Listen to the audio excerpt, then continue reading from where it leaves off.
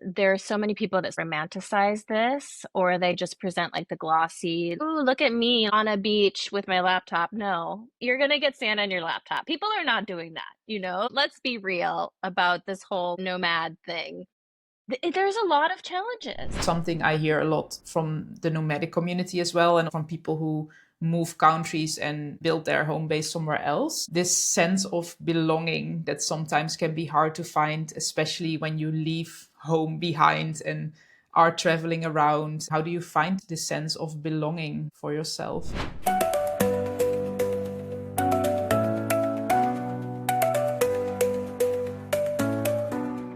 Hi, and welcome to Beyonder the podcast. I'm your host, V.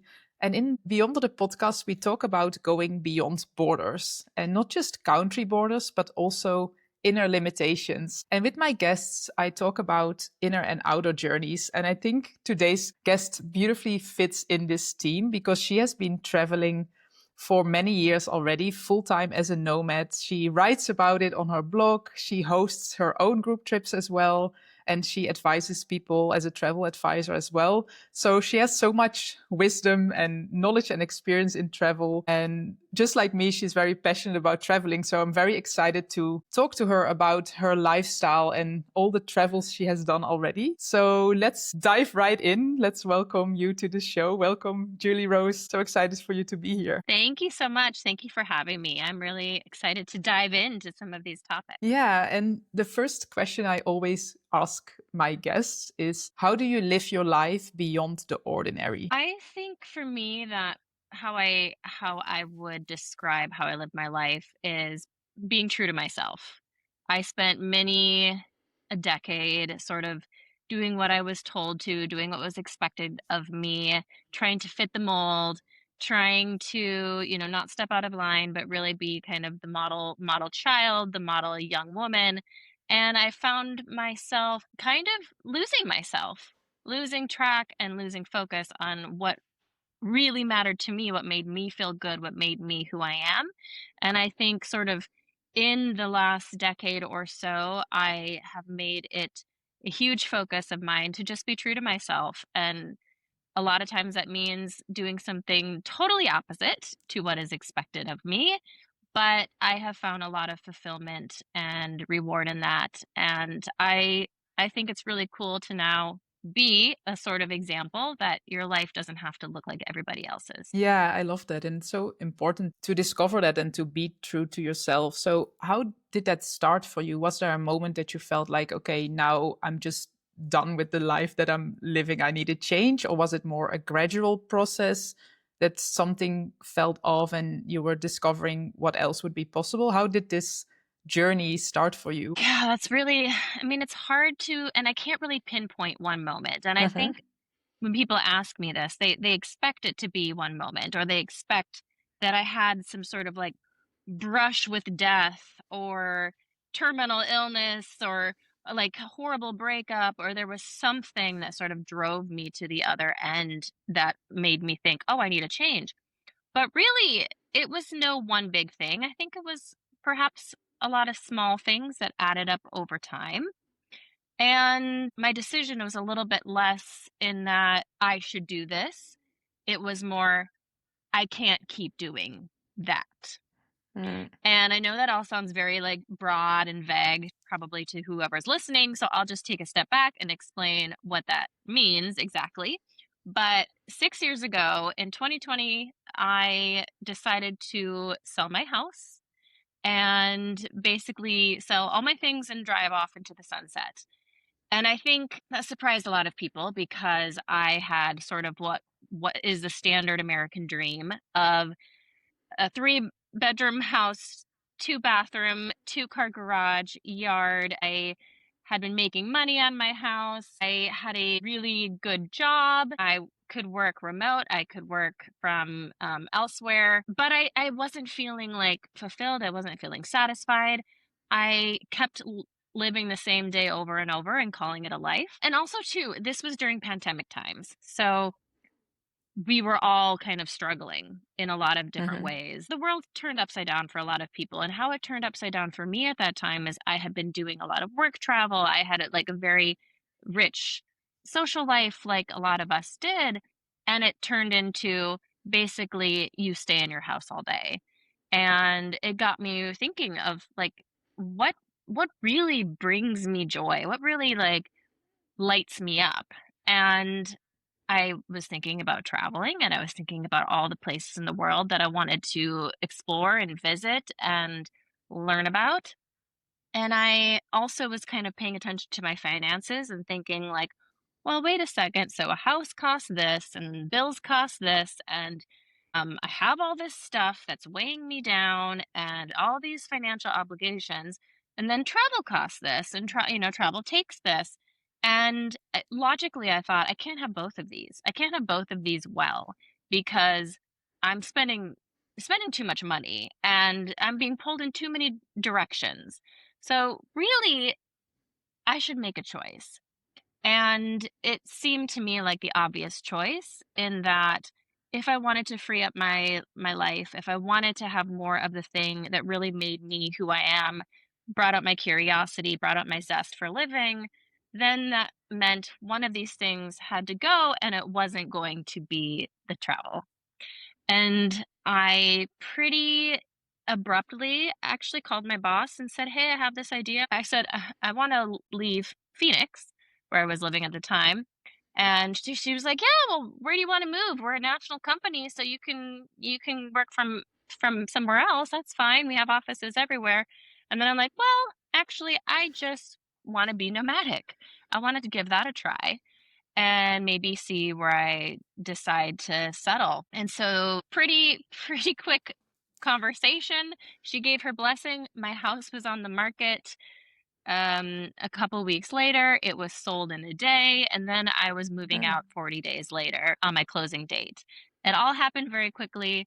I unloaded everything I had collected in my life, basically emptied a few of the rest of the things into my car, and I left. And people, I think, thought I was a little bit crazy, but most people were pretty supportive, and that's kicked off this journey. What I thought might be a 1-year experiment or something along those lines has I'm now in my 6th year and have quit that job and went on sabbatical, and now I have a whole new profession, a whole new company that I've built. So it's really been a crazy journey, but it's been very fulfilling and very rewarding, but not without its challenges. Yeah, I love what you said. Sometimes it doesn't take one dramatic thing to happen, but it's really this feeling inside of you that you feel like something needs to change. So I loved how you really thought that through. But then actually, when you took the decision, it happened quite quickly, right? So sometimes we need this moment to build up towards that. And then when you decide, okay, this is what I want, somehow everything aligns and then it's just starts rolling and you take that step. So that's really cool Yeah. to hear. And actually also what you said, that you thought, okay, maybe this is going to be a year, but eventually you never stopped and it changed your whole life. That one decision just turned into a completely new lifestyle. What do you feel have been some of the biggest challenges with this lifestyle of actually not having one home base or not having that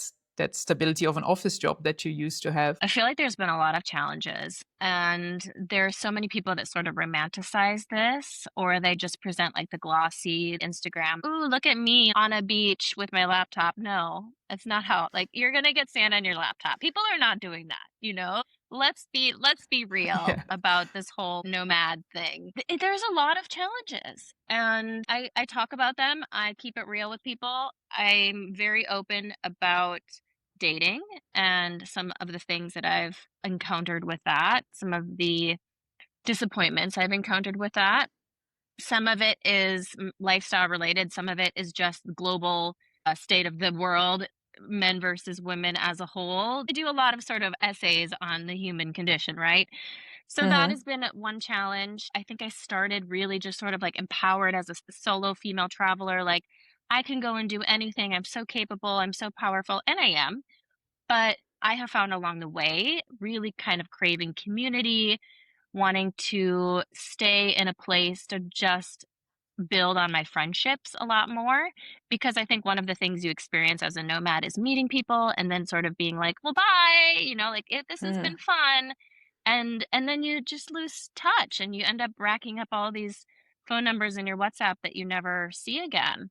And I think over time, I've changed my perception of community and friendship a lot. And now I'm like, okay, when I find my people, I want to keep them, I want to see them again. And I've been thinking about ways to make that happen. And then I think another challenge has been like the world is not really built for us. The Hmm. world is not built for people um who don't have a permanent address or a place to go back to. And I've run into all sorts of annoying things, like when I was trying to vote, things with mail and money. And there's so many tools and so many solutions that are supposed to make that easier. But honestly, like governments and things have not caught up. So that is just a whole nother thing you have to learn about, like, how do I get this from point A to point B? And oh, well, now I'm going here and I don't have any clothes for that. And just all the logistical things that mean your brain is always on and you're always sort of doing this complex math problem, and it really kind of burns you out and wears you out over time because your life has become this puzzle that you constantly have to find the way out of or put together properly in order just to make simple things work. I could go on and on about that. There's been so many things that have happened that are just difficult, but you have to think on your toes and you have to sort of always be on and always always be churning. So that can get really exhausting and debilitating over time. I think those are kind of some of the key ones. I love how you don't glamorize this whole lifestyle, right? And it's not about people just sitting on the beach with their laptop. And there's really a completely different side of this, and it always looks glamorous. And of course, there's a part of it that is beautiful. Otherwise, you wouldn't do this, right? To be able to travel to so many places. Yeah. But it's important to also talk about those challenges because I feel people often think about this nomadic lifestyle of, oh, there's so much adventure and freedom, which is true, but that's only one part of it. But you really have to also adapt or have a certain mindset to be able to overcome all those challenges and really reinvent yourself. If you look back on when you started traveling and started this nomadic lifestyle until now, how have you been able to develop that mindset to be like, okay, I'm just going to figure it out, or to feel when things get difficult, not giving up, and to be like, oh, you know what, I'm just going home and have my home base again. How have you developed that muscle? Gosh, well, I think it all kind of starts with going into it for the right reasons. And there are people who do this for the wrong reasons. It's not for the faint of heart. It's not to escape your life or run away from anything. Wherever you go, there you are. If the difference or the change that you're seeking is actually within yourself, you're never going to be successful. You have to separate the two almost, and that, hey, this is me, this is who I am and what I want and how I'm growing. And that's independent of the place that you're in. If you're trying to use the place that you're in to fix you, then that's not going to work. So you have to also, one, figure out what you're doing with yourself internally. But why are you, I guess the question is, why are you leaving? Why are you going somewhere new? If it's to escape your old life, I would say that is a dangerous goal. If it's because, and this was my reason, you're deeply curious, you really just wanna see and explore new places, you like, that kind of thing excites you.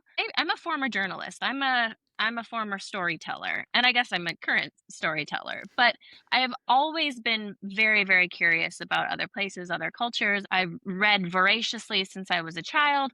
So all the exploration I do is because I constantly am learning and constantly want to grow and constantly want to get more information and to understand people, places, cultures, destinations better.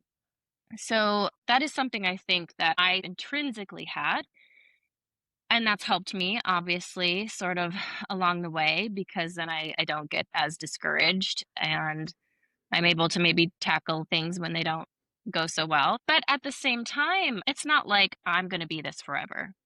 I mean, maybe, but I'm also not gonna pigeonhole myself or put myself in a box or say always never or speak in absolutes. I think this can be a thing that you try, that you will do as long as it works for you. And I'm on year 6. It is working so far. I'm being honest with myself about that. I've made tweaks, I've made adjustments, I've learned from all my experimentation, and my life has adjusted here and there. But at this point, I'm gonna keep doing this until I have a reason not to. So I think it keeps going back to being true to yourself, knowing what your motivations are for choosing a lifestyle like this, knowing what you want to achieve, and then listening to yourself if along the way, hey, this has maybe run its course, whenever it does, that you don't put yourself in that box, that you just embrace what you're learning. And maybe you do go, I'm going to go home. I'm going to go, burrow in my little cave. And if that's what you need in that moment, that's what you need in that moment. Sometimes people feel like you go from one box into another one. You leave everything behind, for example, the corporate job and the house, and then you're nomadic, and then that's how your life has to be. Instead of what you said, to be flexible and to just see, like, okay, this fits in this season of my life right now, but maybe it's not forever, and to not put those absolutes into your life, but to just feel like, okay, I just go with the flow. I do what feels good to me right now, and maybe in a year that looks different. I think that's so important, to be able to sustain this lifestyle and not put the pressure on yourself of like, oh, I always have to make this work. Well, maybe at a certain point, if you feel like it doesn't work anymore, then that's fine. Then you gave it a try. And I mean, you Yeah. already did this for 6 years, so it's definitely more than giving it a try, of course. But yeah, I wanted to dive a little bit deeper into what you shared about community as well, and connection, because that's something I hear a lot from the nomadic community as well, and also from people who move countries and build their home base somewhere else. This sense of belonging that sometimes can be hard to find, especially when you leave home behind and are traveling around and people come and go. How do you, or is that something you're still exploring? How do you find this sense of belonging for yourself? Yeah, I think this is something that I am really kind of tracking more and more. And naturally, too, as my nomadic lifestyle has changed. And I guess I'll give a little bit of an example to that. I mean, obviously, we've all Uh-huh. had the, oh, we meet people while traveling and we hit it off, and then they go their way, I go mine. Everybody knows that example. Everyone's lived through that example. But I think one of the things that I have experienced that is allowing me to sort of refine my thought process is language. It is focus on language. How I have been in places for a month at a time and I have struggled with the language. And so everyone knows I speak English. I also speak Spanish. I wouldn't call myself fluent, but I am a fairly good communicator and I can have conversations in Spanish with my Spanish speaking friends. But I have also been in France for a time. I've spent time in Italy for a time. And man, I do not speak any other languages. And it has become abundantly clear to me that that is not an experience that I like. If I can't Mm. even have like a simple, like shooting the shit kind of conversation, asking even like questions about the menu, when I get my hair cut, even just being able to talk about how I want my hair to be cut, that is so demoralizing to me. Like, that is really hard and sad for me. And I think part of this is all experimentation, right? What I have learned is, man, I love Italy. Man, I don't think I'd ever end up in France. But maybe like what about Portugal? And there's these places that I like, but if I do not speak the language, it's almost an automatic like not this is not going to be a long-term place for me. And so this is one of the things that I've learned is I need to be able to like get to know people, feel close with people that live there, but then also I want to just be able to communicate day to day and feel good about just having simple conversations. In regards to the second part of that question, or I'm answering it in two ways, is I have sort of started a thing where along the way in my traveling that I have wanted to basically make friends come to be, I want to like manifest friends, right? And Uh-huh. how I've sort of done that, I'm just imagining like trying to, like bring them to fruition. How I've managed to do that is I started hosting these group trips. And it's been a little bit selfish in that I get people to come to me. I've had friends from back home who are like, "Oh, when are you coming back home? And when are you gonna come back and visit? When are you gonna like come see me here in the US and there in the US?" And I'm like, I don't really want to go back to the US. I'm not gonna spend a lot of time in the US. And by the way, like even if I'm in the US, I would just probably go to your son's birthday party, or I would go to the soccer game, and I would go to that barbecue. But what I really want is quality, concentrated time. And how I've sort of Uh-huh. solved for that is by running these small group trips. I bring people to me, and then we all have this communal experience of traveling where it's kind of combining my new favorite things: traveling, exploring, adventuring, having these awe-inspiring moments in amazing places, and also bringing people together and bringing people around me and having that bonding and shared experience.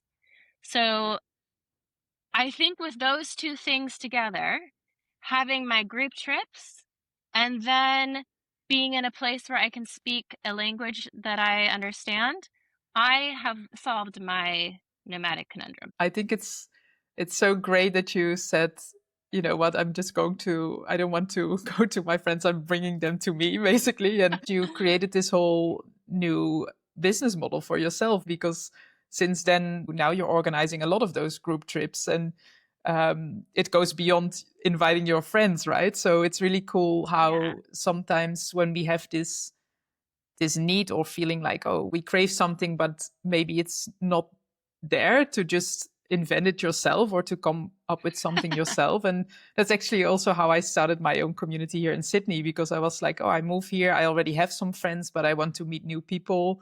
Let me just start something myself. And I think that's just a beautiful way of also reinventing yourself and thinking outside of the box. And yeah, I really Yeah. love that you can create those experiences, and as you said, have that quality time, because you have already traveled to so many countries. How do you create that sense of community when you go to so many places? You mentioned already the language makes a big difference. Do you also feel like some places that you have traveled to, that you instantly felt more at home or connected to a certain place or culture, even regardless of the language? How has that been for you? Do you feel, after visiting so many places, are there certain places that really feel more aligned to you as a person, even sometimes when we cannot really explain why, that certain Yeah. feeling? I think I kind of look at places with two lenses. And one of the lenses is like, can I be here on a long-term basis? And then I think, is this a place I'd like to travel to? And the reason why that's different is if you're going to be in somewhere on a long-term basis, that's where the language comes into play. That's where things like food comes into play. That's where cost of living comes into play. Like all of those things. Like I wouldn't want to be stuck in a country where I didn't like their food for a long period of time, even if I did speak the language. So I have a very kind of distinct lens of, and of course there's places that are like, this is great, but I can't afford it. That's more of a vacation spot, not necessarily I want to live here spot because I can't afford it. But in terms of places that I like to travel to, gosh, there are so many. There are so many that I've had, like, such a great time, and for perhaps, other reasons, I've sort of decided this is not a place I can really do, like, 3, 6 months, but it's a really amazing place that I'd like to introduce travelers to, and I'd like to keep returning to, keep bringing travelers to. They have either amazing hospitality and great landscapes and great culture and gastronomic culture. There's so many of those countries, and I think one of the things that I'm doing as I'm going around and I'm visiting these places, constantly sort of scouting and scoping and like, okay, should I bring a group here? And if I do, there's a lot of other things to take into account because I'm thinking about, okay, usually my guests are American, they're PTO. You know, we have a certain time frame that we're working in. It's not Mm. like I'm going to stay for a month. It's I need to design a trip that works in 9 days or so. And it hits sort of enough that people get a good sense of where they are and that it has the sites and that it makes sense with efficiency and time savings because we don't want to sit in a car for 14 hours or on a train for 14 hours. We probably want to move a little bit faster because we're on limited time. So, yeah, I have a lot of different factors that I'm kind of weighing as I move around the world, one with me in mind, as a solo person, but then the other kind of perspective is, okay, what would my people be into? And now that I've been doing these groups for a couple years, I've made close friendships with some of my recurring guests and have bonded virtually with new guests. I'm getting an idea and a sense of what everybody is sort of interested in and what they would like to see and what's on their immediate bucket list. And so it's really helping me sort of identify these places. And of course, I'm not going to plan a group trip in a place I don't feel good Mhm. because why would I do that? Silly. Yeah. Yeah, that makes total sense. You want to like the place yourself, right? Because otherwise, yeah, why would you why would you bring a group there, right? Um, Yeah. this is always like a tough question people also ask me, but I don't know if you have an answer to it. But do you have maybe a favorite place, or let's say a top three of, if someone would say, oh, you can only travel to these places, you cannot travel anywhere else anymore. Which places would you pick? I know this is a, a tough one, but what Yeah. comes to your I mind? mean, it's so hard, but I'll answer a couple different ways, I guess. If we're talking about focus of a trip, then Uh-huh. I will keep returning to a wildlife focused trip because I'm Mm, obsessed with wildlife. I absolutely love seeing animals in their natural habitat. I treat it as like bingo and I want to like check different species off the list. And then once I checked off that species, I'm like, okay, but now I want to have a baby. And now I want to have a family. And now I want to have like it's up in a tree and it's up in the ground, it's down in the ground. And I'm thinking like, oh, or if it's like whales or something, like, well, now I want this whale and I want the whales like breaching and I want the I it's like bingo for me. So I'm constantly looking for wildlife focused trips. On the whale topic, I would say like what is the best bucket list trip? Antarctica. Like mm, this is a place that will blow your mind. You will just like there's no place on earth that is more barren and raw and pristine and untouched that just makes you feel like you're really like one of the very elite few, less than 1% of travelers will mm, ever get to Antarctica, you know? Like it is it is just such a spectacular experience and you're just jazzed the entire time. Like I think Antarctica is one of my bucket list destinations and I will keep going back to Antarctica. And then I think like Mexico is mm, my is what I consider my home now. I left the US in 2021. So first I did nomadic life around the US. Then I went to Canada and Mexico, and I've since become a Mexican resident, like legally. So I went through the immigration process. And Mexico is one of those countries that I'll keep coming back to. Obviously, I went through the process of immigrating, but it's so varied. The cuisine is so good and varied. The landscapes are so varied. You have beaches, everybody knows about that, but you also have mountains and volcanoes and desert mm, and like jungle and waterfalls and all sorts of different like things you don't expect. And then of course the colonial towns and yeah, it's just such a interesting place and across the entire country you have different indigenous traditions and different cultural experiences and I've really gotten to know Mexico. So Mexico's one of those ones that and hey, I can speak the yeah. language. So I keep going back there. But also at the same time like there's so many places I still haven't been. So I won't have a favorite until I've done them all, and then I'll tell you. Yeah, no, that's fair. You still have a few to go, so no, that's why I said it's one of those tough questions that people sometimes ask me as well, and I'm like, I don't know what to choose because it's some countries are also so different, and Yeah. Antarctica is really on my bucket list. I haven't been there yet, but what you said about wildlife, I so resonate with that. Actually, now whale season has started here in Sydney. And I'm also like, oh, I want to go on those walks. And, I'm just there staring at the ocean and, oh, there's a whale, breaching. And it's, yeah, definitely ticking that off my list as well. And yeah, Mm-hmm. Mexico, I've been a couple of times too. It's definitely a special place. I feel like what you said, the culture and nature and the food, and there's so many different aspects there that I love as well. But yeah, in that sense, it's really hard to choose because there are different places now that I'm, for example, here in Australia. You've been as well, right? Yeah. Yeah. Yeah, it's I love it as well, and it's completely different. So how can you even choose, right? Sometimes it also depends on which phase you are or what you're just looking for in that moment. And I loved what you. And it's so personal too. Yeah, Everybody has their own checklist of things that like speak to them. So it's not a one yeah. size fits all. Definitely. Yeah. Yeah. And I loved what you shared on your blog as well, that it's not about collecting countries. It's really about traveling in a transformational way.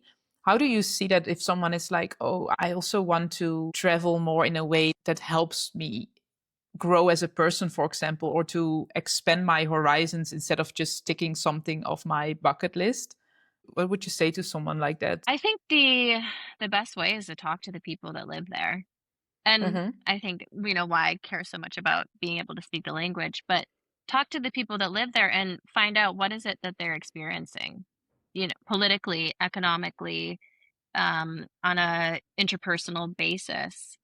That's where you really kind of discover and uncover some of these things that we don't even know, like the biases that we might have. Or I'll just use this as an example. When I went to Vietnam, I went to the museum, the War Museum, and I think going through that museum and reading the placards and seeing what the rest of the world finally hearing what the rest of the world thinks of the American war of aggression on Vietnam versus what we were told, what we were taught, what was drilled into us with the media, with schooling, and so on, it opens your eyes.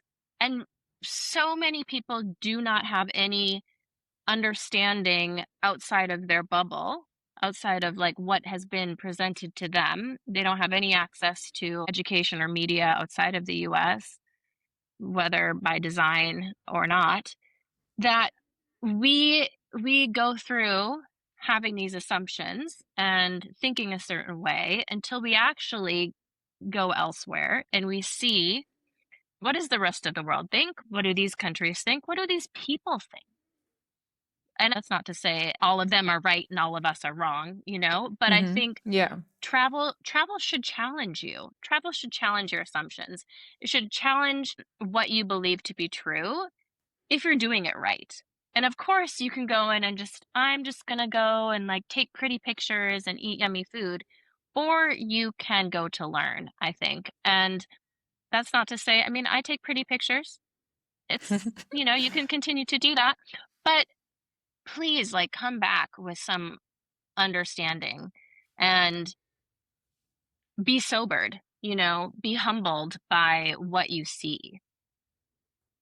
There Yeah. it's crazy, like, this what is out there to learn versus what we have swallowed.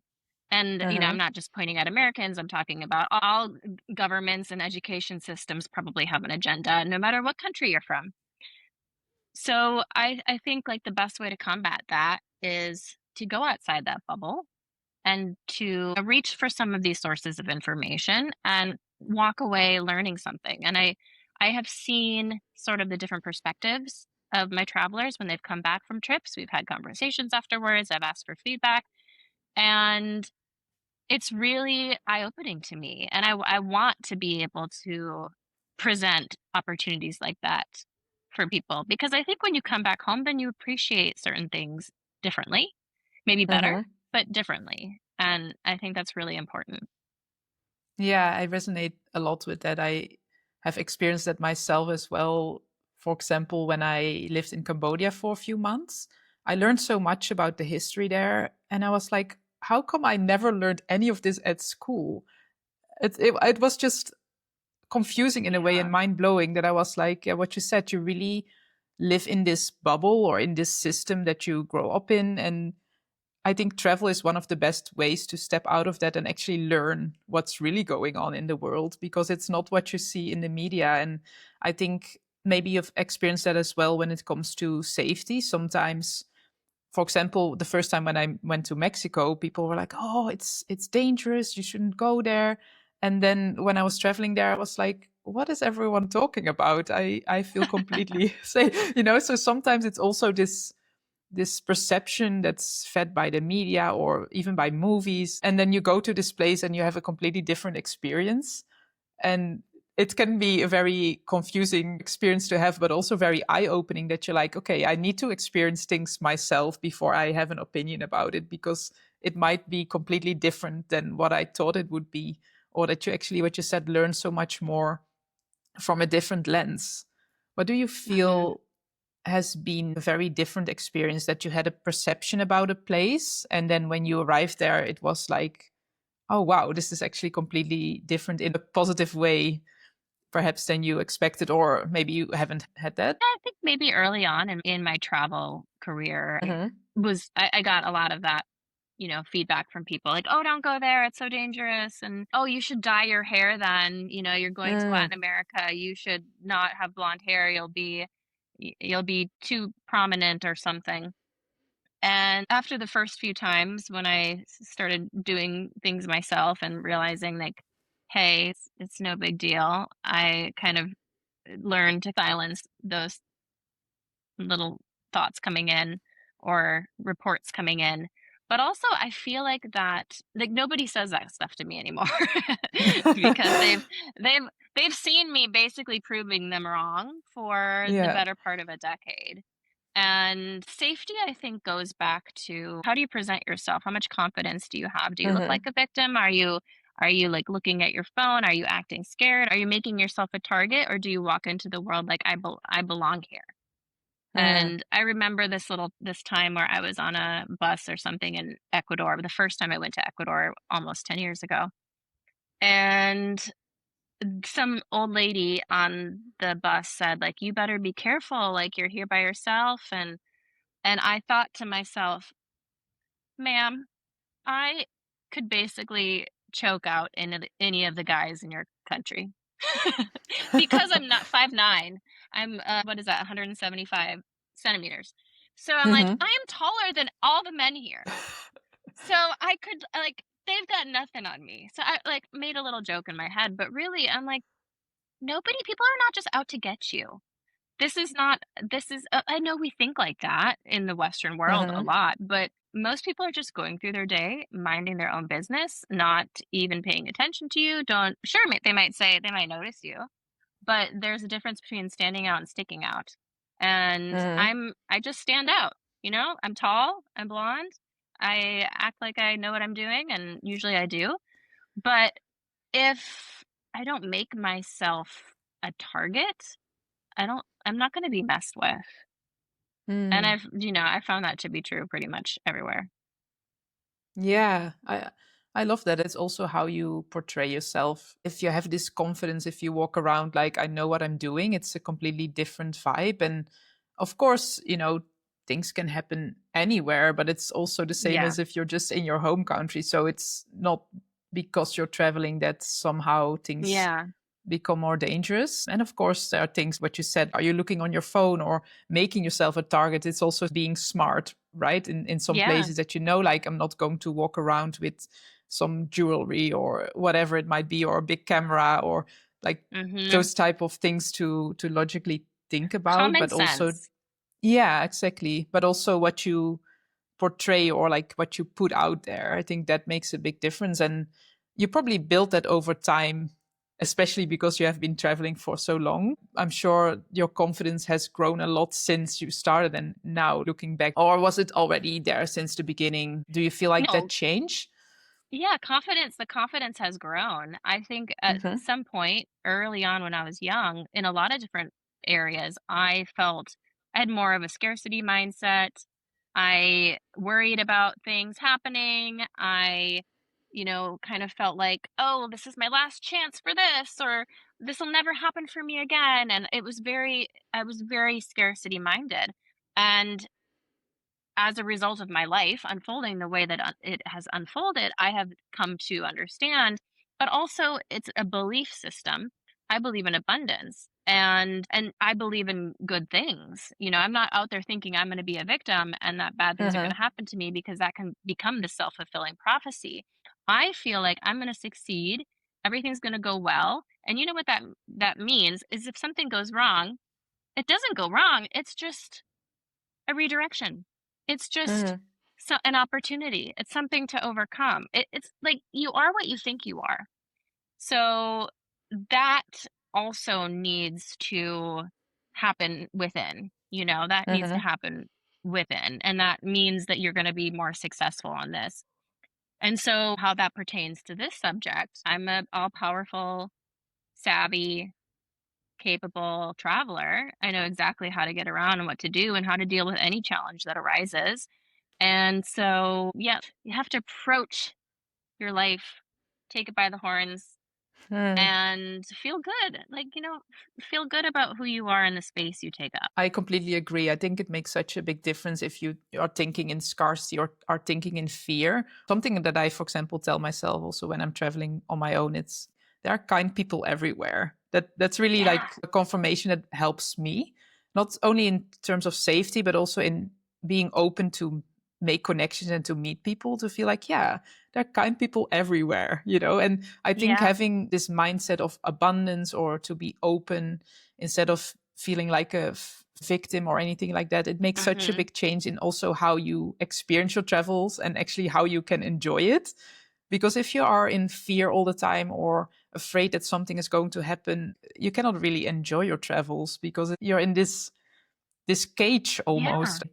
Yeah. And like you said, fear and scarcity and also distrust. I think that's one where we as Americans, we tend to be skeptical, I think, and maybe just like, "Oh, are Hmm. you like, what's your motive here?" Yeah. And I'll just give you a brief example.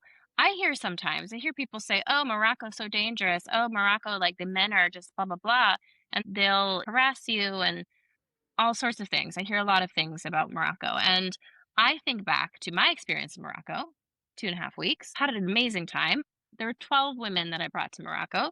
Everybody had a great time. The girls that I was with, we were walking through the souk and the guys we're joking with them. We're like, "Oh, maybe," like we are good natured with them. And sure, some of us went to buy some snacks. Some of us didn't. Some of us actually shopped. Some of us didn't. We bartered. Bartering is a game. It's fun.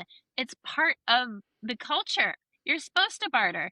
So we approached it with this attitude of we are experiencing this. We are enjoying ourselves in this repartee with these Moroccan men at these vendors. Like we're having lots of fun. We're buying some stuff. We're negotiating and we're flirting, like super good natured. But some other people might say, "Oh, they harassed us. They wouldn't leave us alone. They wanted to sell us things." And it's all in how you like it could be the same experience, but if you're going to look at it from this, we don't trust you, we don't like you, we're afraid of you, versus this like, we're enjoying the culture, we're enjoying this experience, and we're going to have fun.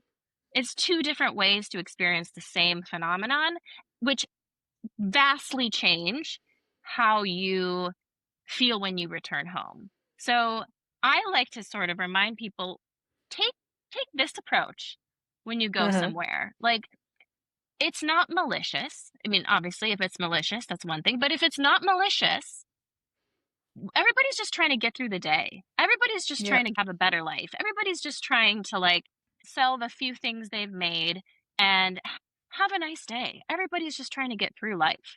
I say this is we all laugh and cry in the same Mm. language. It's universal. You don't need a translator to see people laugh and to see people cry. Happiness and sadness are universal human emotions, as well as wanting a better life for yourself. So before I'll get off my soapbox, otherwise I'll just keep going. But I think that's a important when we're thinking about the lens of let's take a positive view here. Thank you so much for sharing that. I think it's such an important reminder for everyone listening as well. And I can really resonate with that experience. I also went to Morocco and had those, in a way, like doubts before, like how is it going to be because of what so many people say. And then when I was there, I was like, everyone is so friendly, and yes, of course they want to sell things, right? That's what you said. That's part of their life. But I also loved Hmm. if you go along with that, and what you said, if you play, if you talk, you create this completely different vibe for yourself. And one of the things I remember from that trip was also that often we would say, if you're not interested in buying something, like, oh, maybe later, because that's something that they would say. And then we were like, okay, thank you, maybe later. And then it's like, you're not, it's a polite, friendly way to say, like, okay, maybe I come back later, maybe not. But you don't have Yeah. to get into this struggle of, no, leave me alone, I don't want to buy. Just keep it light and be friendly. And I think that makes such a big difference for everyone. And Hmm. of course, like, every culture is different, so sometimes you need to get used to things a little bit, like how do people respond, or what's the way to be polite and things like that. But I think that's also what we spoke about before, something that expands your horizons and actually makes the experience more transformational, to learn about different cultures. And I loved what you shared as well, like, we all laugh and cry the same way. I think that's, yeah, the universal language, the human language. And that's how we can always connect wherever we go. Even what you said, even if you don't speak the specific language of that country, there's a way to connect beyond that. Is there anything that you're working on right now, or, would love to hear what your vision is for the rest of the year, your travel plans? Sure. Yeah, well, I'm actually returning to Mexico. I will be rounding out the rest of 2026 in Mexico. I'm actually welcoming a group to Oaxaca for Day of the Dead, and it's my Mm. third time doing a trip there, so that's going to be a really amazing cultural experience. And then I will stay in Mexico until January and then be off next year again. So I Mm. typically like to do my trips abroad paired with a couple of visits home in the US to see my family, but then Mexico the rest of the time. So I actually would like to invite any of your listeners Mm-hmm. who are maybe, interested in moving abroad or taking a sabbatical but are not ready to devote so much time to that, or just sort of experimenting, dipping their toes in, that I have space on a few of my upcoming mini sabbaticals. And these are the group trips that I was talking about.